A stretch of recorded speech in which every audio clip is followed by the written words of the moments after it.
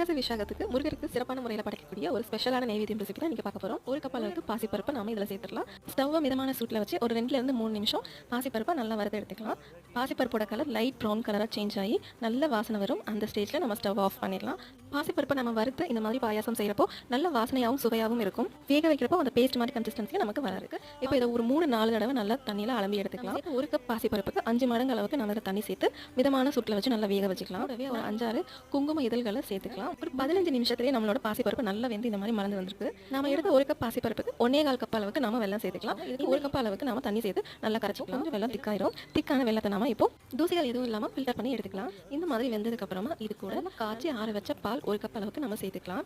தாளிப்பு கரண்டியில் 1.5 table spoon நெய் சேர்த்து சூடானதுக்கு அப்புறமா நல்ல மெலிசா பொடிசு கட் பண்ணி வச்ச தேங்காவை இந்த மாதிரி சேர்த்து நல்லா நீரை வறுத்துக்கலாம். 1/2 டேபிள் ஸ்பூன் அளவுக்கு சாரப்பருப்பு, ஒரு 7-8 முந்திரி பருப்பு அதையும் சேர்த்து நம்ம வறுத்துக்கலாம். தாளிப்போட 1 டேபிள் ஸ்பூன் ஏலக்காவையும் சேர்த்து நல்லா கலந்து விட்டுட்டு இறக்கணும் அப்படின்னா முருகருக்கு உகந்த